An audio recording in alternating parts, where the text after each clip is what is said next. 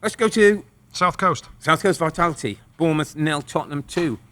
Ange Ball, my friend. Oh. Away you go. And just for any of our viewers and listeners before we go, we did a breakdown of Ange Ball on the Tactics show. Have a real look at it. We spent a little bit of time. It's a great insight into what we can look forward to over the course of the season.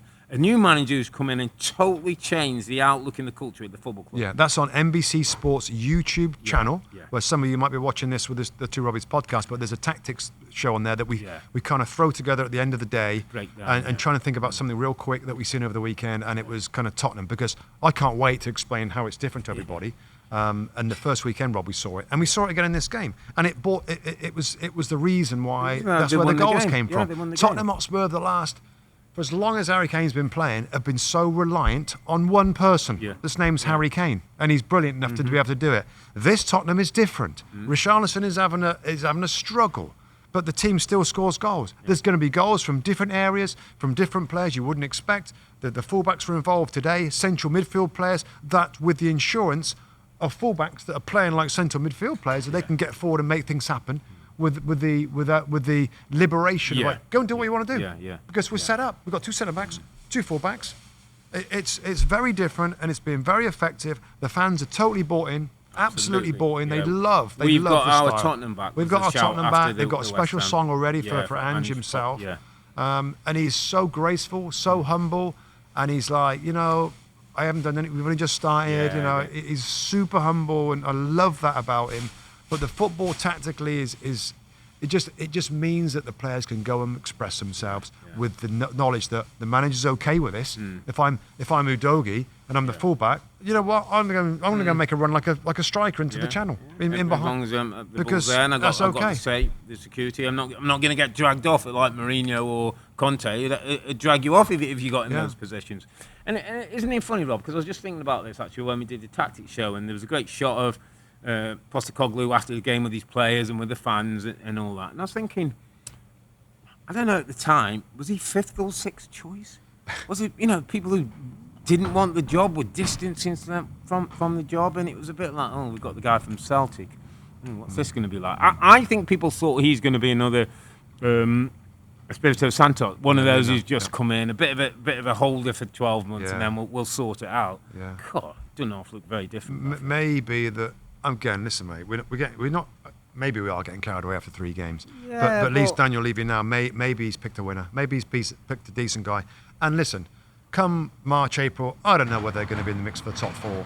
If they keep playing like this and they don't get too many injuries, maybe they pick up another player. Increase the maybe quality. In January they get somebody. Increase the quality. They got some money. I'll tell you what the difference is between the times you're talking about and now. The fans will be with them, because it's been done in the way that they want to be done. It's the kind of football that they want to see. And they'll give that a little bit more patience. When the bad results happen. They'll have a little bit more. Yeah, of course they can have a bad one. They'll go 2 or 3 where they don't win, 2 defeats and a draw.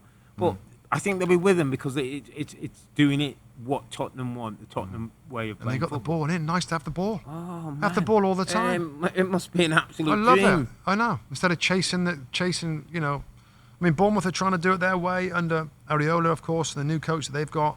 They're still finding their feet, Rob. They're still finding their feet. Bournemouth, yeah. Let me chuck one player at you, mate, because I kind of think sometimes, like, we put ourselves in the position of people today. If you were Eric Dyer, my friend, what are you thinking about your career? I'd love to be part of that. I think I'd be watching, going, I can do that. I could play in midfield, or I could play at centre back. No, but he hasn't got the speed.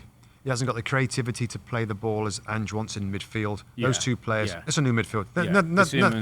Well, saying nothing's going to change that.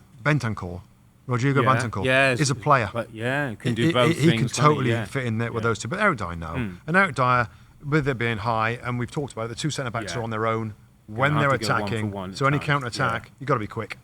And Van der Ven's quick. Super quick, Along with Romero, who's a beast of a defender. So he picked it pretty early. The Dyer's not part. Really, I've got to look away. Yeah, totally.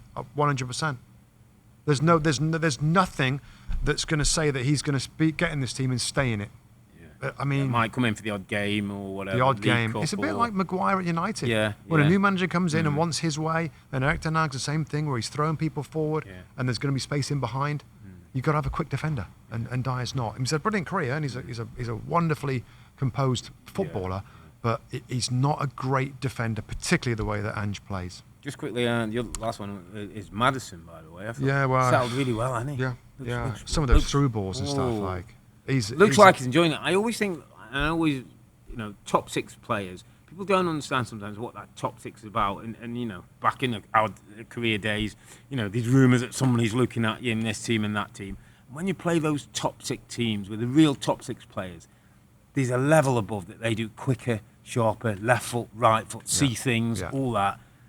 Maddison can step into that. Yeah. I wasn't good enough to step into that. But Maddison, who was at a Leicester City where he was probably similar, in a level where we think, we can survive here. He's jumped up and looks a better player. Yeah, there isn't many players, even in the Premier League, that can do the things that he does. And even though he makes it look easy, it's just not. It's just not easy. And I'm like you, I play with players that could do that. And I played against many players that could do that. And you notice and you appreciate that quality at the time. And now in our positions, Rob, we can try and enlighten people a little bit. That's difficult to slide those balls through, to pick the right decision, to wiggle away from defending players. I mean, he's a special talent. And I said to my son, well, I tell you, my son's buddy, they do the draft-based fantasy. And I'm like, one of you guys get Maddison early, because I think he's going to have a really good time in this style, in a position that he's got total luxury. They have the ball all the time, Rob. I mean, he's perfect for him. He's perfect for him. Absolutely loves it. Good. Hi there, I'm Rebecca Lowe, studio host for NBC's coverage of the Premier League. Don't forget to hit subscribe to watch more videos all season long. And for even more Premier League content, from original series to live matches, head over to Peacock. And be sure to tune in for Premier League mornings every weekend on USA Network and on Peacock. We will see you there.